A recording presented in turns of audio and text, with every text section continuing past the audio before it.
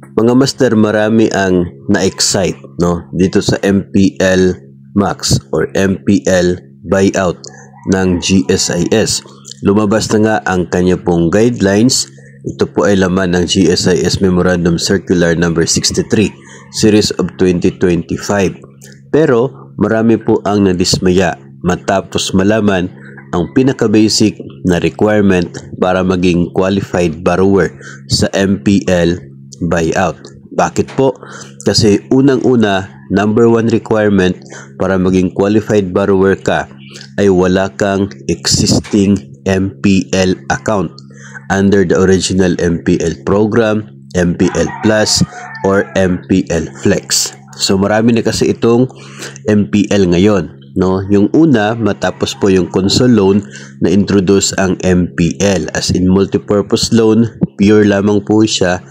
Tapos later on nagkaroon ng bagong MPL Plus. So kung nag-avail ka sa MPL, hindi ka nag-renew sa MPL Plus, MPL pa rin yung loan mo. Tapos later on nagkaroon ng MPL Flex, which is still available until now. So kung meron ka any of those three na MPL program, MPL account ng GSIS, hindi ka na eligible sa MPL buyout. So, yun po yung nagkakadismaya para po sa maraming GSIS borrowers.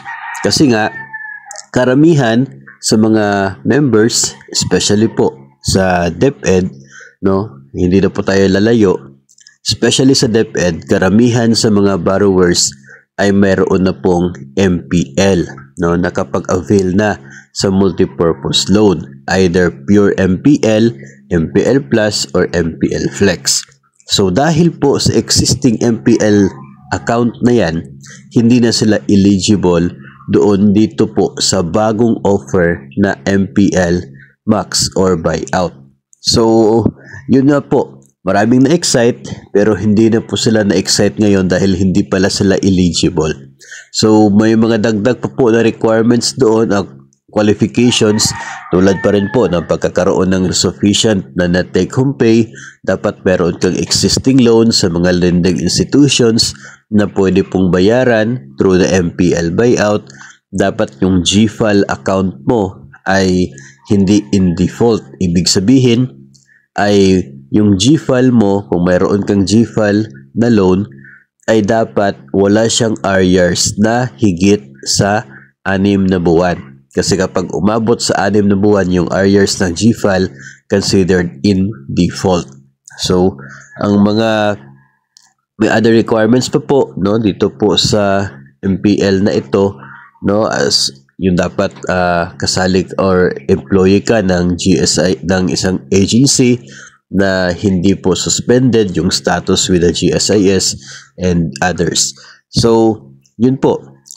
Nakita natin kagabi, no, nakita po natin yung guidelines na ito ng MPL buyout and i-share po natin sa inyo, sa mga followers po natin, and marami po yung nawala na ng excitement sa buyout program dahil po doon sa existing MPL po nila.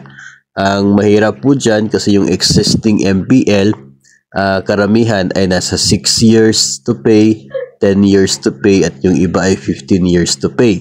So, parang wala ka nang talagang chance na maka-avail ng buyout na ito program kasi ang haba pa ng panahon ng pagbabayad mo ng inyo pong existing na MPL ngayon bago ma-avail itong buyout na ito.